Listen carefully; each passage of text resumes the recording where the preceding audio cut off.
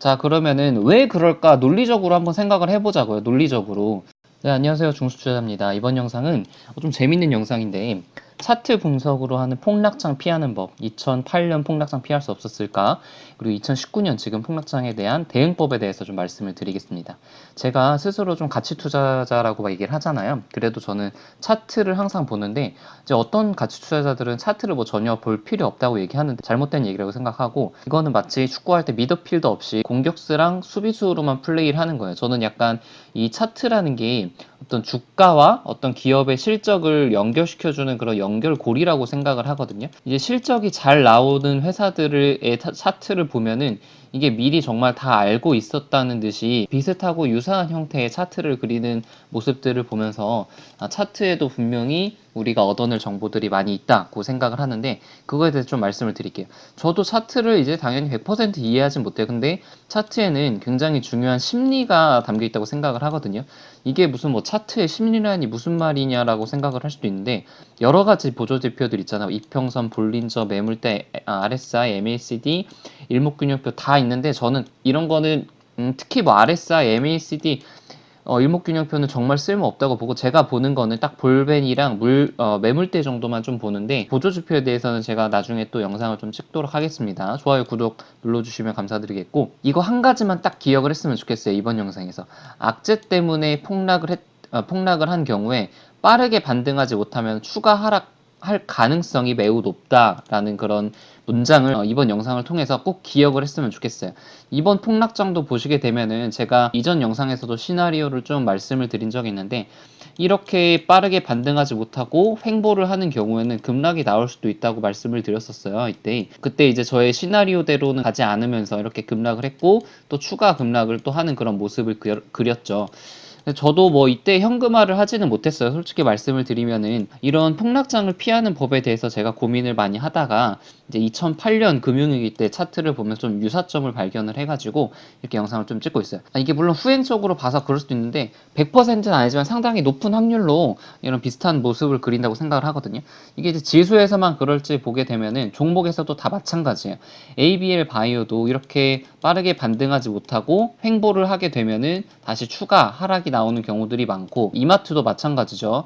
이마트도 하락을 한 뒤에 빠르게 횡보하지 못하고, 제가 여기서 빠르게 횡보라는 것은 최소한 상승이 한번 나오고 쌍바닥 찍고 5일선과 21선을 돌파할 때가 이제 진반등이라고 생각을 하는데, 전혀 반등하지 못했죠. 21선 한 번도 못 뚫고 지지부진하다가 결국에는 크게 하락합니다. 제가 이거는 가치 투자 이렇게 하지 마세요라는 제목으로 이마트에 대해서는 좀 심층적으로 얘기를 해보려고 해요. 그리고 톱텍도 이것도 이제 악재가 하나 있었죠. 뭐 기술 유출과 관련해서 횡보를 하니까 상승을 하지 못하니까 다시 한번 하라. 그리고 또 다시 여기서는 이게 반등을 조금 주는가 싶더니 다시 금방 하락하다가 다시 급락. 반등하려다가 실패한 얘도 이제 LG 디스플레이도 하락을 하고 OLED 투자 관련해서 모멘텀으로 올라가나 싶더니 하락하고 다시 반등하지 못하고 하락을 해서, 여기서는 좀 현명한 투자자라면 어느 정도 현금화를 했으면은 더 큰 손실은 좀 막지 않았을까 하는 그런 생각을 좀 합니다. 자, 그럼 이제 2008년 금융위기로 돌아가 볼게요. 커뮤니티에 글을 좀 올렸잖아요. 앞으로 뭐 이 종목은 어떻게 될까요? 하면서 올렸는데, 사실 이거는 지금 코스닥 차트예요. 코스닥 차트여가지고 2008년도의 코스닥 차트거든요. 그래서 많은 분들이 좀 댓글을 남겨주셨는데, 한 80% 이상은 좀 2번이라고, 그러니까 하락할 가능성이 높다고 말씀을 해주셨고, 뭐 1번이라고 하신 분도 있고 2번일 가능성이 높다고 말씀을 해주셨어요. 저랑 보는 관점이 비슷하죠. 대부분의 분들이 이제 2번이라고 말씀을 해주셨는데, 맞아요. 2번이죠. 결국엔 2008년도 금융위기 때니까 엄청나게 하락을 했는데, 제가 이제 말씀을 드리고 싶은 거는 다 마찬가지예요. 제가 이제 말하는 게 똑같죠. 큰 하락 이후에 제대로 된 반등을 하지 못하고 21선에서 계속 걸리고 하락을 하잖아요. 그러면은 추가 하락할 가능성이 더 높다는 제가 말씀을 드리고 싶어요. 800에서 600으로 여기만 해도 한 거의 20% 넘게 하락을 한 구간인데, 한번 크게 하락을 했죠. 여기 아까 이 지점이었어요. 이 지점에서 크게 한번 하락을 하고 반등을 조금 하나 싶더니 그대로 다시 하락했죠. 그대로 다시 하락하고, 이번에는 횡보 기간도 짧았습니다. 횡보 기간도 짧고, 여기서 이제 또 다시 크게 음봉 두 개를 그리면서 지금 하방 쪽으로 치우쳐져 있는 모습이에요. 지수는 지금 590에서 520까지 떨어진 상태고, 자, 여기서는 선택을 어떻게 하시겠나요? 여기서도 1번 오를 가능성이 높을까요? 2번 떨어질 가능성이 높을까요? 지금 한 2초만 잠깐 생각을 해보세요. 2초 생각하셨으면은, 자, 당연히 횡보를 했으니까 다시 하락. 자, 그러면은 여기서는 또 어떻게 될까요? 여기서도 이제 세 번째 하락 구간인데, 여기서는 반등이 아까보다는, 자, 첫 번째 반등보다는 두 번째 반등이 조금 매수세가 들어왔고, 두 번째보다는 세 번째가 좀 들어왔는데, 바로 21선에서 맞고 튀겼죠. 맞고 튀기고, 맞고 다시 튀기고, 다시 음봉을 그렸습니다. 음봉을 그렸어요. 자, 여기서 만약에 제가 이제 2008년도에 그 주식을 하진 않았지만, 그때 만약에 주식을 한 뭐 80% 들고 있었다고 하면은, 여기서는 약간 현금 비중을 좀 높여야 할 구간이라고 생각이 좀 들어요. 지금 되돌아봐서 물론 생각을 하는 것이지만, 여기였죠. 이 구간에서 다시 450대에서 지금 300대까지 떨어졌습니다. 300대까지 크게 하락을 했어요.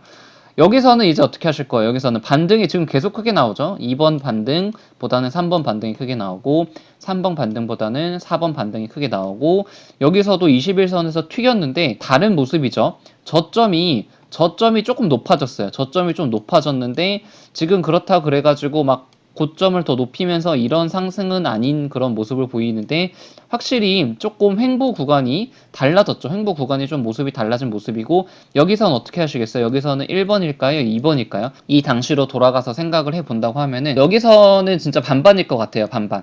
여기서는 한 80% 이상, 80% 이상, 80% 이상 하락을 할 가능성이 높다고 생각을 한다면은, 여기서는 저점을 확실히 높였기 때문에 여기서부터는 약간 반반의 가능성으로 올라갈 확률, 내려갈 확률이라고 생각을 하고, 그 다음에는 다행히 올랐죠. 다행히 이제 저점을 높이고, 고점이 더 높아지진 않았지만 저점이 계속 높아지면서 확실히 5일선 깨고 21선 깨면서 61선도 깼죠. 61선도 깨고 지금 121선에 딱 안착하는 모습입니다.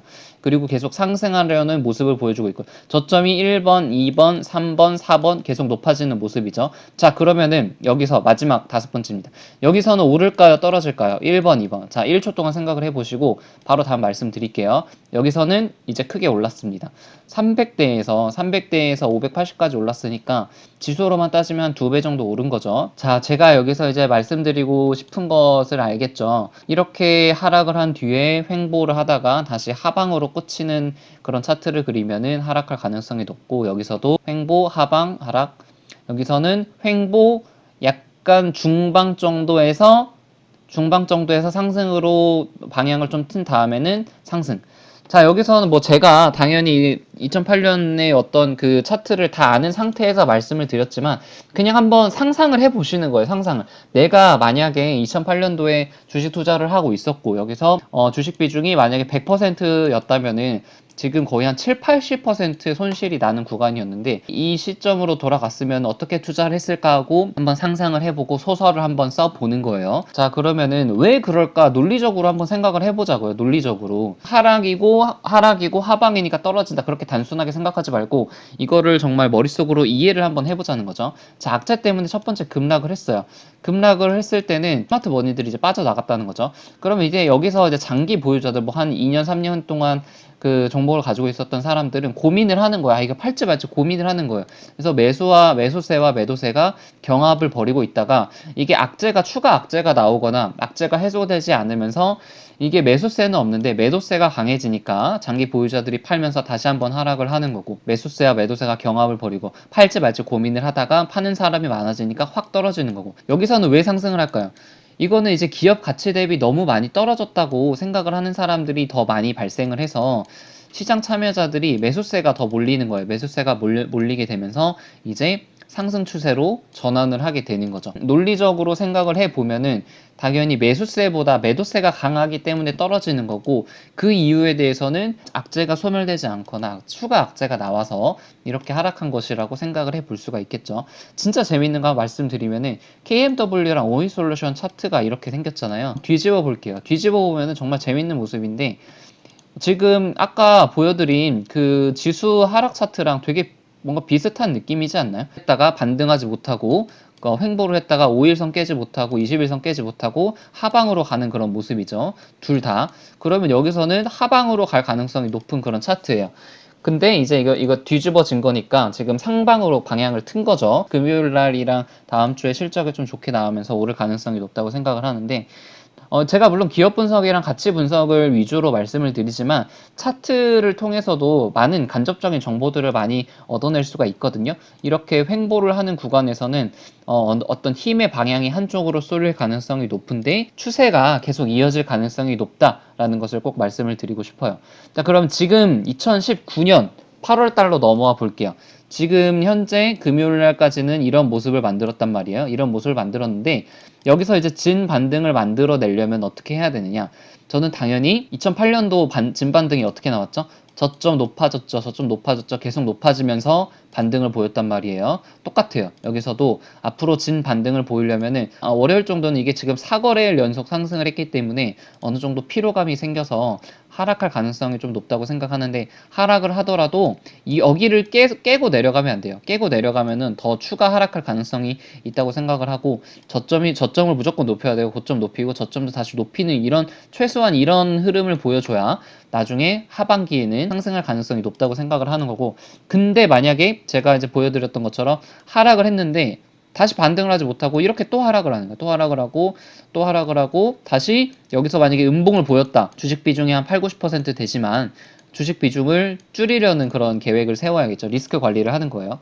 그래서 앞으로 한국 증시는 어떻게 될까 해서 제가 2020년 한국 주식은 반드시 상승한다라고 제가 영상을 올렸었는데, 어제 여러 가지 그 국제 정세라든가 미중 무역 전쟁을 근거로 상승을 한다고 말씀을 드렸지만, 다들 아시다시피 주식은 이제 예측의 영역이 아니라 대응의 영역이에요. 여러 가지 시나리오를 만들고 어떻게 흘러가는지 차트와 그 봉의 모습을 보면서 좀 대응을 해야 된다고 생각을 하고, 제가 이제 7월 30일 날 만들었던 그 시나리오인데 7월 30일이면은 주가가 그래도 한 620대 있었던 거예요. 그러니까 지금보다 한 100 정도 높았을 텐데, 그때 첫 번째 시나리오가 빠르게 반등을 해준다가 첫 번째 시나리오였고, 지지부진하게 횡보를 하게 되면은 이렇게 될 경우에는 이제 급락할 가능성이 높다고 그렇게 시나리오를 두 가지를 세웠는데, 아쉽게도 두 번째 시나리오로 가게 되면서 급락을 했었죠. 앞으로 코스닥 차트가 뭐 100% 오른다, 100% 떨어진다, 이건 없어요. 이거를 맞출 수 있는 사람은 정말 없어요.